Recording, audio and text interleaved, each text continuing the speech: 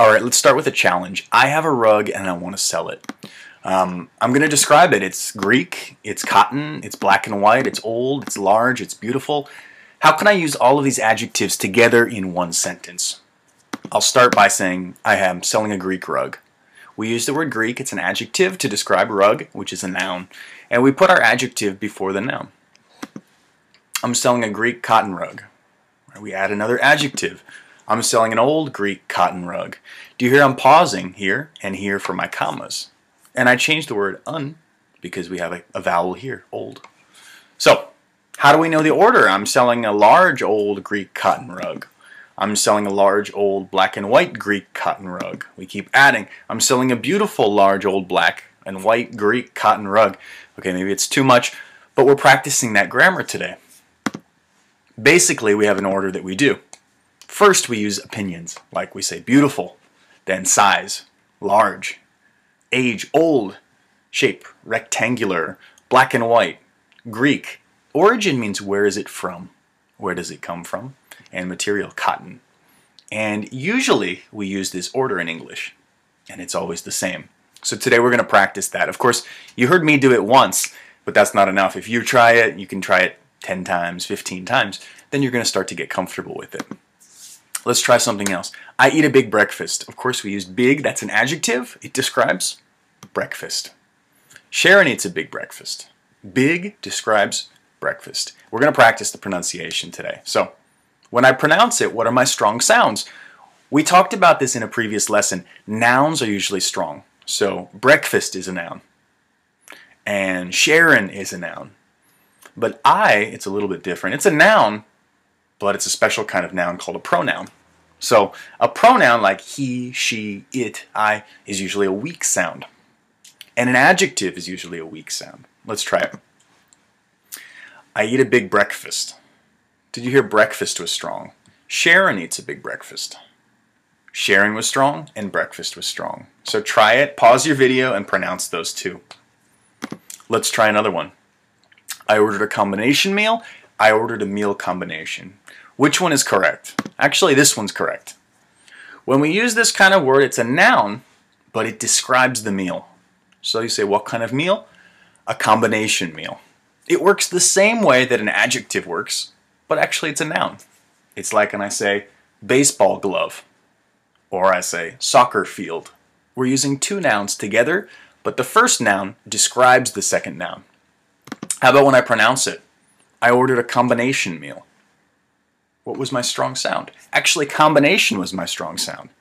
So when we use a noun modifier, like combination, the noun modifier is strong and the noun is weak.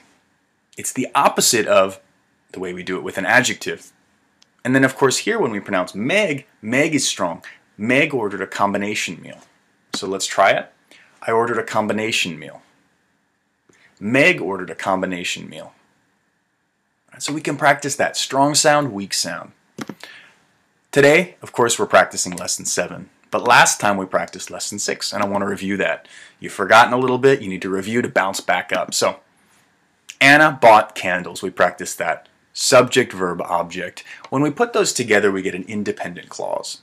And we know it's independent because it's a complete idea. We always have a subject, we always have a verb. Sometimes we have an object. All right.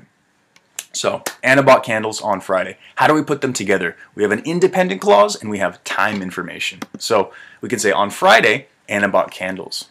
Or we say, Anna bought candles on Friday. And you hear my pause here because there's a comma when I put time at the beginning. All right, so, on Friday, Anna bought candles. We want to add another sentence, we can use a period. And we put another one. It was Martin's birthday. Or, on Friday, Anna bought candles, we can add a semicolon. And we do that when we have a sentence that's closely related. The meaning is related. However, she didn't get enough. It's kind of like saying, but something. And it's kind of connected. Or we can use a question mark if we're using a question.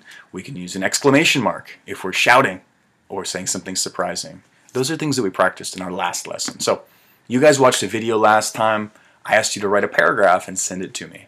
I got a great example here. We're going to use it to review what we learned last time.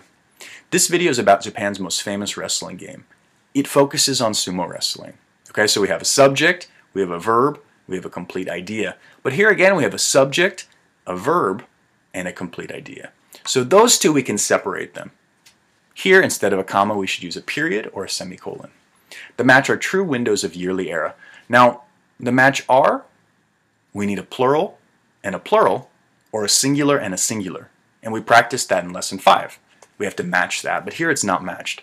Salt had been used for tossed. Now this is great. Salt is non-count, so we use no article. We don't say a salt. No, we just say salt. Now wrestler, is that one or many? We have a problem here with singular and plural nouns. There are many simple rule. Now many is plural, so we should say rules. That needs to be plural. We also need a capital T here. This paragraph had a lot of great information from the video, so I enjoyed it. Thank you for sending it. If you didn't send a paragraph last time, you can send one today. We have a new video, a new activity. We also had a speaking activity. So I asked you guys to look at this kind of funny picture and to record your voice. Let's listen to one. This is a very funny picture because a little girl is trying to talk with the horse. However, the horse is not paying attention to her. So the little girl decided to scream to the horse to see if he could hear her. Okay, so it was a great recording to describe the picture. First, we're going to look at this. This is a very funny picture because now we have a subject, a verb, and a complete idea, and then we have a reason, because something something. Here it's like a semicolon. However, we're starting a new sentence, right? The horse is not paying attention to her. So, it shares a result. And that was really nice, those parts of the sentence. There's a little thing here we can fix. Instead of the horse, we should say a horse. Because we're introducing it for the first time, like a little girl, a horse. Now the second time, we could say the horse. That's great. And I would say scream at the horse. It's a little strange. We say talk to the horse, but we say scream at the horse to see if he could hear her. And it works because the horse is screaming back. Now here, works is present tense, is screaming back. But here, decided, which is past. So it could be a little bit confusing. As a result, both of them, they were screaming. Now here, both of them is the subject, so we don't need to say they. It's the same subject repeated. They were screaming and talking to each other. It's a very funny picture. All right, thank you for sending the recording. Again, if you didn't record your voice, try it today.